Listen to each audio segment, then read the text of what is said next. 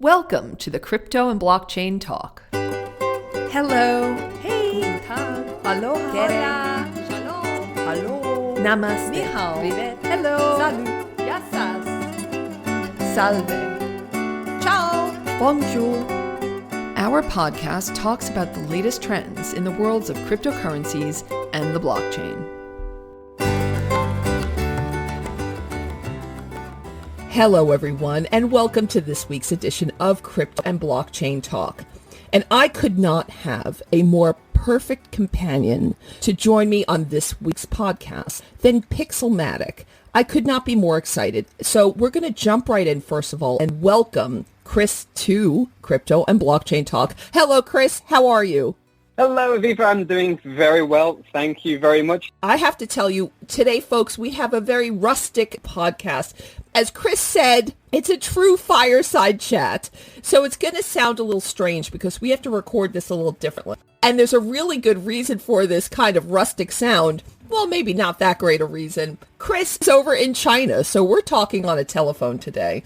Chris, before we get into Pixelmatic and everything that's going on in the world today, what I would like for you to do is, in the first instance, explain exactly what Pixelmatic do. Who are Pixelmatic, and why is this based in China? Pixelmatic is a video game studio. We're a developer of games traditionally. We've been around since 2011, and the company was started by a massive influencer in the Bitcoin space, Samson Moe. He's the chief strategy officer of Blockstream, actually, which is one of the biggest Bitcoin infrastructure companies in the world. You know, they just became a unicorn, actually, on a Series B raise. But anyway, Samson was originally a game developer. He worked at these huge studios, Ubisoft, Relic, that were all shipping, AAA games, massive games. He even worked with the Smurfs IP, released one of their biggest Facebook games in the world, made millions. And he based in, I believe, Chengdu at the time when he started Pixelmatic in China, and then moved over to Shanghai. In the first place, we were just a game developer. Now, we have been working on this game called Infinite Fleet, which is very much a passion project of Samson since he was a kid, actually, something that he's always wanted to do. And we married the crypto element of that we were obviously exposed to with Blockstream and just our general, the fact that we are essentially Bitcoiners, and realized that there is an incredible sort of natural marriage between crypto and games, because gamers have been using digital currencies for, decades now. And we thought it'd be really cool to include an actual cryptocurrency within the game that we're building. And so that's kind of basically where we are. We're making this massive space game, which is really cool, and I'm going to get into it, I'm sure, with you shortly, which has an integrated crypto economy that gives a lot of power to the players who can trade all these digital goods peer-to-peer. Which cryptocurrencies are you guys integrating into the platform? We're using Liquid, which is a side chain of Bitcoin. Essentially, with Liquid, we've been given the opportunity, really, the ability to have very quick transactions, confidential transactions, be able to issue assets. Our asset is called INF. It is just a game currency, really, to be honest. I don't know if you're much of a gamer yourself, Aviva. Games like World of Warcraft and all this kind of thing that have millions and millions of players, they all play in these virtual worlds and receive virtual currencies within those worlds, using them to buy gear, you buy swords and all this kind of thing.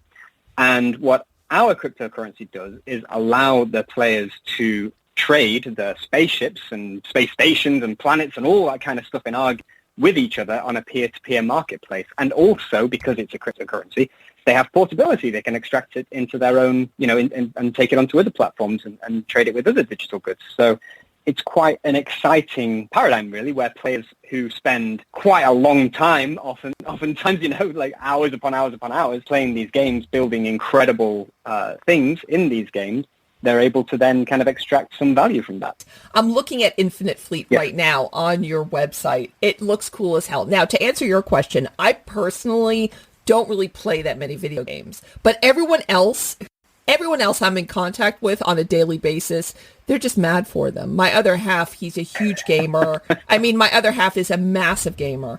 This is how he relaxes, is through gaming. I love what you're doing. I love the element of marrying crypto in a really solid way. I do want you to get more into how it's used, but are these games on blockchain, or is it just that it's the crypto element that makes you related to the crypto sphere? Well, I mean, obviously, like I said, Liquid is a sidechain of Bitcoin, but, we have a kind of a different view from a lot of the other blockchain games that are out there. A lot of these games are actually building directly on the blockchain.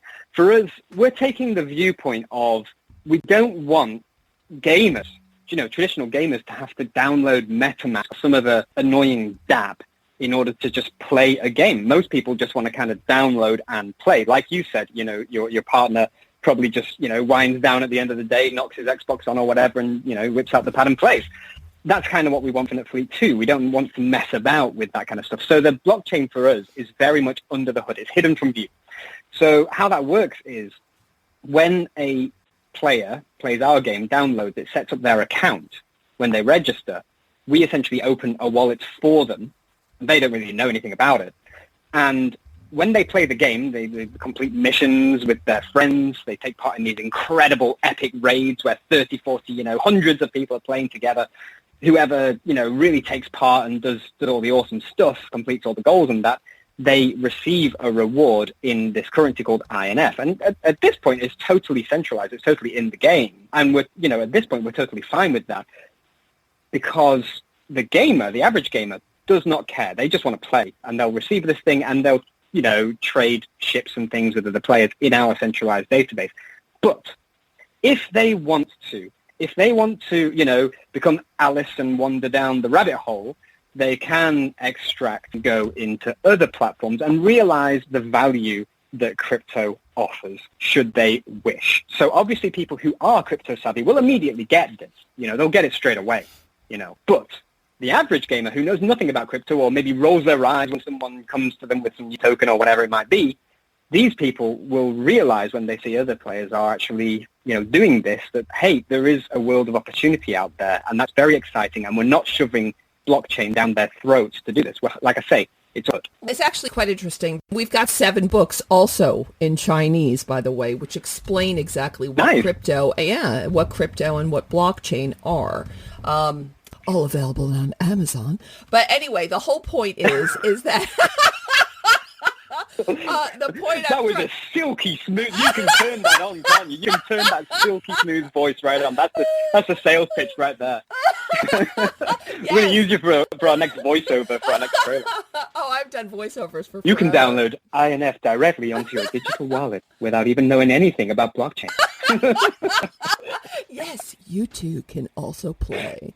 So anyway, the whole point is that, the whole point of these podcasts and everything else we do here is about educating people. We know that there's still this huge void, a huge chasm in getting people to understand what's going on in terms of the crypto world. Maybe not so much with gamers, because by the fact that they're gaming, they are into computers. They are not technophobic. Yep. But you do have these other sides of why people aren't getting into crypto. Now that China, who is one, they have the most powerful regulations on cryptocurrency in the world. And now it's just this blanket ban on all crypto transactions. And you see, when the mining ban came into place, I mean, you could see obviously how it shocked the system. You could see the shock in the price on CoinMarketCap or whatever you follow. When Bitcoin gets hit, everybody feels the punch. And now you see what they've done in terms of Bitcoin. Now that that's kind of hit, and if you have been listening, which I know you're a really solid fan of our podcast, I know you listen to every single one. So if you listened to the last couple of podcasts, our last podcast, we were talking about the SEC and the impact, especially because in my personal opinion, I think the SEC and the CFTC are going to come down like Thor's hammer in a minute. And I don't think anyone's going to see this coming. I mean, I can see it coming, but I think that they probably feel the same way as the Chinese do. I think every country does, because look, not every country. It's a threat. It's a big threat. of course, to anyone's fiat currency. And we could all sit here and wax lyrical and pretend, well, no, they can sit side by side quite happily. As well, they can't, especially if a country just like China comes out with their own CBDC or central bank digital currency. And of course, everyone, if you want to know more about CBDCs, there are other podcasts we've done on that. Just search in crypto and blockchain talk. So you have China, who obviously have their own CBDC. Then you have other countries, though, that are using Bitcoin as their CBDC, such as El Salvador, such as the Ukraine. But we can't really, it's like kind of like comparing apples and rocks. There's a big difference in between China's economy and the economy of El Salvador. There's a little bit of a difference there. We don't have time to go a little into. bit, yeah. Yeah, But it's funny that you're mentioning the Chinese one. What I have been surprised by with that is that it hasn't had that much adoption, certainly from what I can see, because China moves unbelievably fast technologically. When Alipay came out here, I don't know what it was, like 4 or 5 years ago or something like that, everyone was using it. You know what I mean? Usually these things really, really get adoption incredibly fast. And quite honestly, just being in the crypto community, I speak with Chinese people constantly, every day in my job, who still are very much traders, still very much prevalent. I guess it's just going to be a little bit more under the radar. Under the bonnet. Yeah, a little bit more under the radar. But of course, I do have to be a little bit careful of what I say because of where I'm located right now. So the People's Bank of China, or the PBOC, who are the custodians of the digital currency for China, it possibly is one of the reasons why they wanted to bar crypto from China was exactly for the reason you just said, because the adoption was not as quick as Alipay. Bitcoin is beautiful. Everything around Bitcoin, even the white paper surrounding Bitcoin, it's very innocent and very beautiful. Unfortunately, what many people have done with their cryptocurrencies maybe haven't been as beautiful as Bitcoin, but Bitcoin has a beautiful blueprint. It was set out really in a very almost altruistic way, and also being decentralized, meaning that it was really a boilerplate for other cryptos who have followed. And of course you have Ethereum, which is a different kettle of fish when you compare it to Bitcoin, but that's also, it's got its beauty about it. But that's where, in my opinion, things start to get a little bit more centralized, whether people like me to say that or not. It is the case. And of course, when you come to then CBDCs, then you have this whole debate about whether or not it truly is a crypto because it's centralized. There's a lot more surrounding it because it's obviously government led. So there's also then a lot of these base theories about, like, for instance, if the Chinese government comes out with a digital yuan, they're going to know who's using it and what they're spending it on, and then control, blah, blah, blah. Well, people seem to forget very casually. That's what you're doing every day when you use Facebook, when you use Twitter, when you use Amazon. If you don't think these people are data scraping, well, you're as insane as they come. So believe me, if the U.S. government or the Chinese government or any government, you name a government, if they wanted your data, they don't have to come out with a centralized crypto. Are you crazy? All they have to do is, the U.S. government can just go in there with warrants to Facebook and get anything they wanted. People keep forgetting, just like Mr. White Hat with the Poly network just recently. There are still people out there who are so smart. All the U.S. government has to do, or the Chinese government or Russian government have to do, is get their best hackers and go into Facebook, get us all this data on 2 billion people who use it. I'm just trying to get to, it's a false argument to say, well, it's about data scraping or collecting information. It's all BS. There's a lot to be looking at concerning what's happening in China.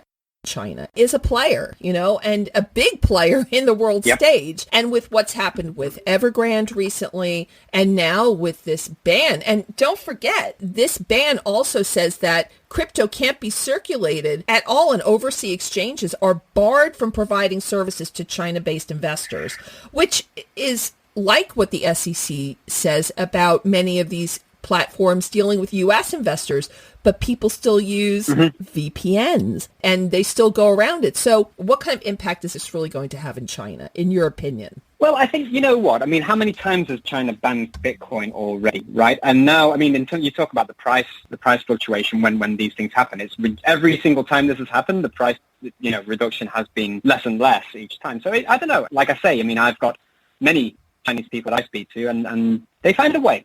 Let's put it that way. I can't go into complete specific detail, of course. But everyone will find a way. As for your discussion about the SEC, we're raising money through a security token offering. We are doing things through the SEC. We're doing things very much, with regulation, which I think is the future, certainly, of, what was the Wild West of ICO and all the nonsense that was coming out in 2017. Now we have another option, the security token offerings, which allow things to be above board. And the SEC really loves these things. I agree. I think the SEC is going heavy. But, I mean, it's currently as regulated as a commodity, right, which I think makes perfect sense. Do you think that it should be seen as a commodity? What's your viewpoint on that front? In terms of what I think, it depends on the coin. It depends on the token. It depends on so much, on what happens. I think it should definitely be judged on a case-by-case basis. And I know that there are over 10,000 or however many coins right now listed on. Nonsense. A lot of, and you have to remember who you're talking to. You're talking to a girl who spends her time reading a lot about crypto. I mean, just probably a little bit too much, a little OCD, possibly to the point of being committed. And I can have pretty articulate conversations on many, many coins and tokens. And I can tell you right now that a large majority of them are complete SH1T. So there is a lot of work that still needs to be done in this space. Bitcoin has already had its pass as such. It's already from the U.S. government. They are already, it looks to me, quite fine with not classifying it as a security. They are happy with that. It goes to even prove furthermore that beautiful, like I was saying, blueprint is perfect in almost every way. Yeah. Now, in terms of regulation and how regulations are going forward, are you guys filing for a Reg A or Reg CF? What are you guys doing? Reg A. So we raised through accredited investors with the exemption, the Reg D 506C, but we are in the midst of registering for a Reg A plus, so that anyone can participate and all that. So that does mean, yes, we'll have to open the kimono. We'll have to, show all our financials. There's a lot of compliance that needs to be done. It's no easy task. I'm sure you're very familiar with it. Obviously, we could have done the ICO back in the day. We wanted to take the regulatory route because, well, we didn't want to, don't want to just launch into the scam coin, right? That's exactly really the plan. I spoke just before about the INF token. We're not raising money from that at all. It's earned for free when you play the game. It's all, that's all for the players, and that's a total social experiment for them. We're raising no money from that whatsoever. Raise completely is regulated fee, and also we're doing one right now. We're actually 2 days from the moment we're speaking right now. Our primary listing will be going live on Finex Securities platform, which has just launched. We're going to be the first project on there, and we're going to be the EU prospectus route. And also, well, for them, it's the AIFC in Kazakhstan. I'm not too familiar with the legal framework over there, but it's very similar with the EU one. As you were saying, you could listen to the podcast. I did listen to the one with Tobias Seidel, who we work with at Starker.io. Oh, there you go. We work with Tobias on the security token offering with Stocker and working with Bitfinex Securities. So we're taking absolutely the regulatory route because, as you and Tobias had a fantastic podcast discussing security tokens because, we are very much aligned with Stocker visions that this is the future. The ICOs and all that, it's going to be STO. It's still kind of early days, but it's really coming. And it makes the SEC happy. It makes the regulators happy. And you're raising money in the right way. Bitcoin is elegant and beautiful and in the way that it was done because it's completely centralized. We don't know who Satoshi was at all. It wasn't, some scammer who wants to raise a whole bunch of money by throwing some token, hoping that there'll be some utility at some point. This is a legit way to do it. Well, there's no need for me to say anything. You've done it all for me. I mean, the fact that you guys are doing it the right way, and I don't want to say that everybody who's ever done an ICO, they've done it to disappear off into the night or, Oh, no. I'm not trying to suggest that, but... But a hell of a lot of people did. Yeah. I mean, a lot of people did. I mean, way, way too many. I can name just off the top of my head very easily 50 companies, that have promised the world, came out, some which were anonymous teams, some which said, oh, this is our team. They raised really good money and they have never done a thing. To me, I think that all of this regulation, regardless of where in the world it is, I think it can only lead to getting really good projects out there. Is this crypto ban going to impact the users on your platform? I mean, are you trying to redefine the definition of your crypto in your game so that you can get that adoption again in China? Because no doubt you will then have now some people who will be saying, I don't want to do this particular game, because I don't want to get in trouble. So are you guys now repackaging what that cryptocurrency really is? You guys aren't on blockchain. You could actually reframe that. Is that something that you guys are talking about?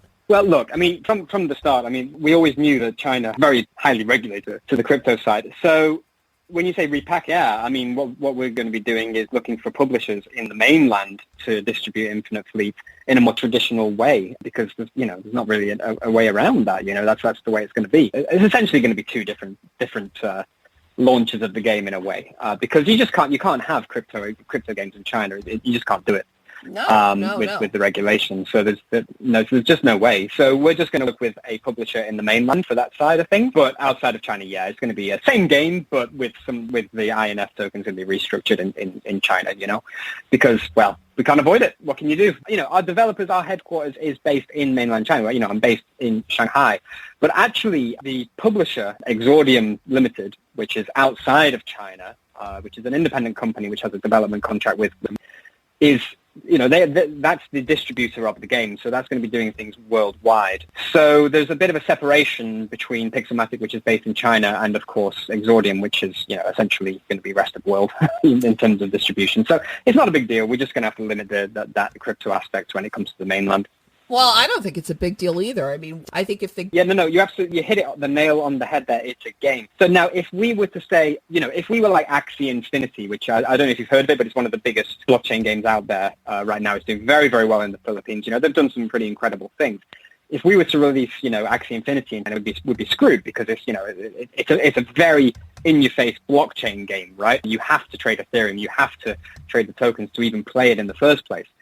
Infinite Fleet is not. Infinite Fleet is totally just a normal game in the first place. It has this additional, really cool, but it is an additional feature that and the game could exist independent of it, right, in the first place. That's basically the point. There is an additional feature that players can enjoy outside of China, officially, shall we say, and inside of China, it's just going to be the base game. Well, let me ask you this, just out of interest, because I just realized, are you a developer yourself? Is your background being a developer? Are you a programmer? I'm not. I'm not a techie guy at all, unfortunately. I'm an operations guy and project management guy. So I've been, my past, although I've been a gamer since I was, 4 years old, I absolutely loved games to a probably unhealthy degree. My background previously was actually just project management in an English training school. So we were doing, apps and building schools, training schools around China. So that was my previous background. But then I met Samson and I met the CTO, Sunny. And I'd always wanted to be in the games industry, it was just a massive passion of mine, but I just didn't, because I wasn't a developer, right? I didn't think it was an opportunity for me. But when I was speaking with Samson about Infinite Fleet and just listening to his vision, which was so cool, it was just my perfect game, really. He actually ended up asking me, I quit my job that very day and started at Pixelmatic right after, because I was just so passionate about it. I mean, Samson, when he told me the vision that he had for this game, I was just super excited, and I couldn't stop myself. Had to get in. So you went and quit your job on the same day. You didn't think twice about it. At your company, are people allowed to play as many, how does it work? Do you guys have a game room where you guys test your stuff all day? Or, what's the ethos in that, in where you work like? Well, the ethos really is, to be honest, we all work pretty hard. It's kind of funny and ironic that I play significantly less games now that I work in a game studio than I did previously. Because, really? I think a lot of people think that video game studios, it's just a load of fun. You're just going to go and play games all day. really not. You're building a hell of a product. There's so many moving parts in video games. You've got sound, VFX, narrative, obviously the engineering, the code, different areas of code, like the architecture, the networking, the front end sort of, the graphics engineering, all of it. There's just so many moving parts that have to come together in a very elegant way for something to work well. I mean, this they're making is what's called a massively multiplayer online game. So that'd be something like World of Warcraft, for example, that you might have heard of, which has millions of players. Of course. There's not many MMO games out there, right? There's, probably 100, maybe, 100 more or less. And because the barrier to entry is so huge, these are massive, immersive worlds with social structures. They have their own economies. There's an MMO called Aviva Ounap that have hired actual economists because to manage what's going on in the games.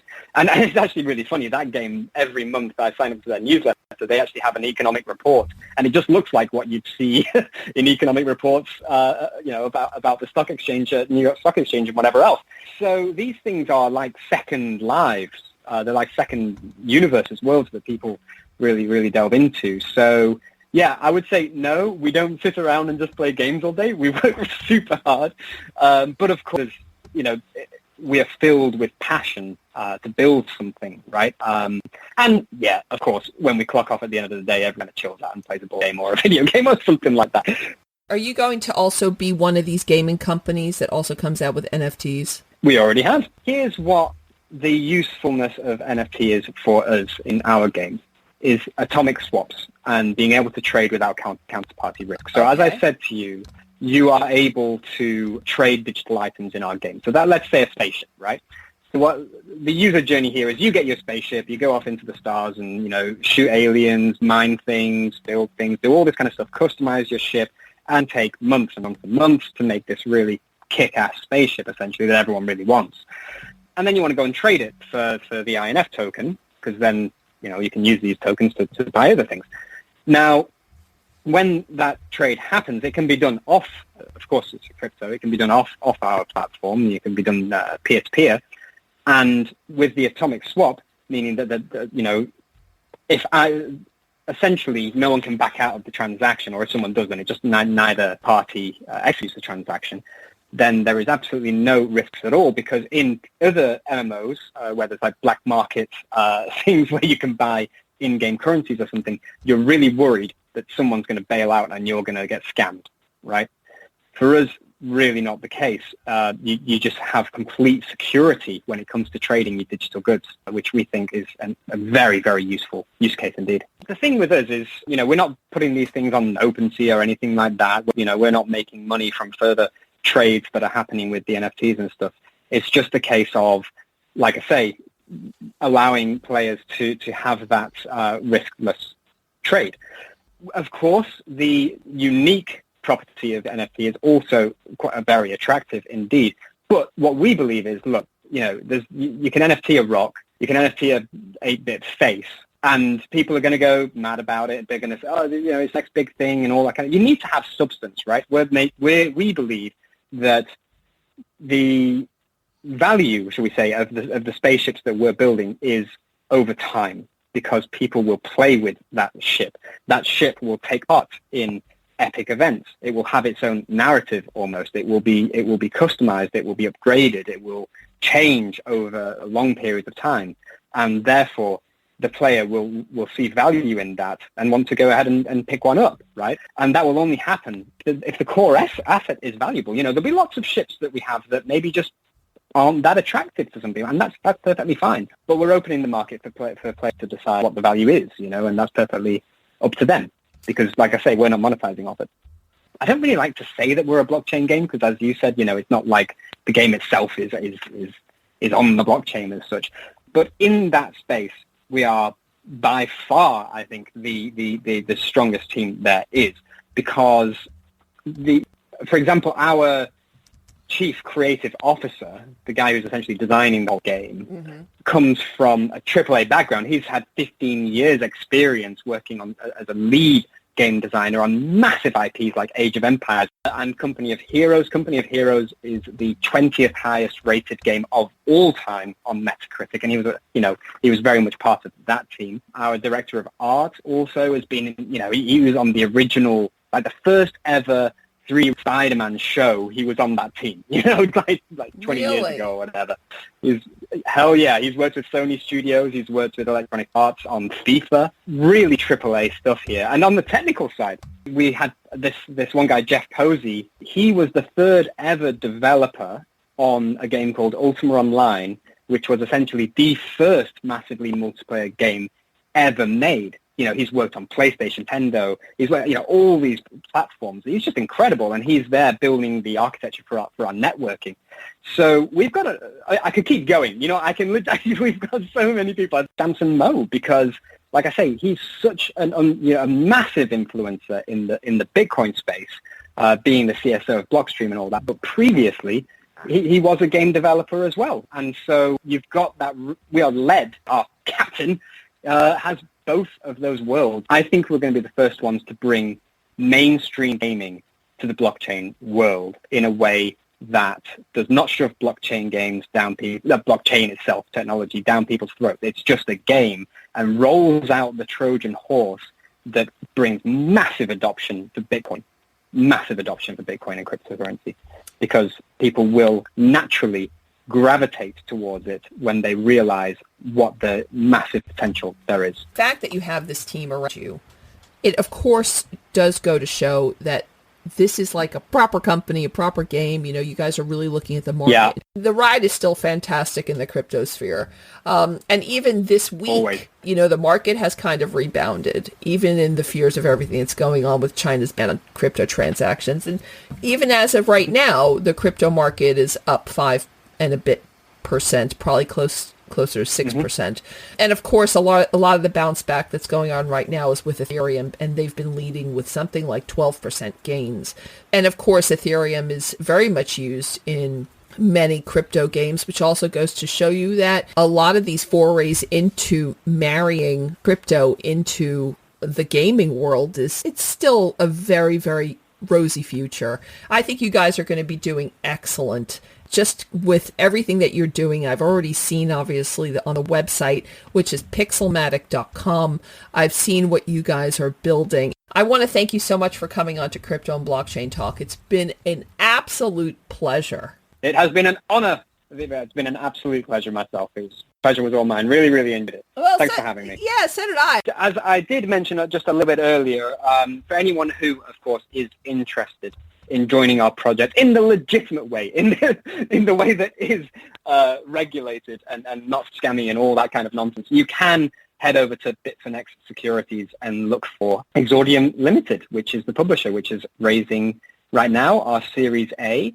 It's going rather well. We've had a whole bunch of awesome investors join us, like Dr. Adam Back, Max Kaiser, and Charlie Lee, a whole bunch of others. Yes, it's going to be running for only 2 weeks, so it's going to be a quick one. Yeah, if you want to join in, please go ahead and head over to Bitfinex Securities. And what's the name of the company? Exordium, Exordium.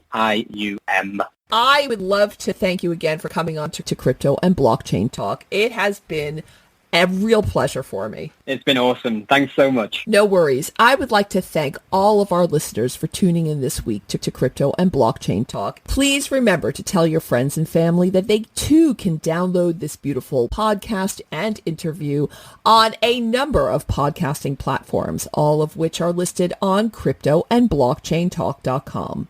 In addition, this very interview will be streaming on our sister radio station, Crypto 24 Radio. Crypto 24 Radio plays 24/7 around the world, and we play music, news, and more. Furthermore, we'd love to hear really great comments from you, and you can do that by going to our social media accounts on Facebook, Twitter, and Instagram. But most importantly, we love to hear from you directly. This is the way that we love to communicate with you. So if you want to email us, please email us at education@savvy, S-A-V-I-I, education@savvydigital.com. capital.com. Again, when you tune into us, we really appreciate it. We know you have a huge choice of podcasts to listen to. So when you tune into us, you have no idea how happy that makes us. So in return, we'd like to wish you a very, very great week. And please be safe, take care, and goodbye for now.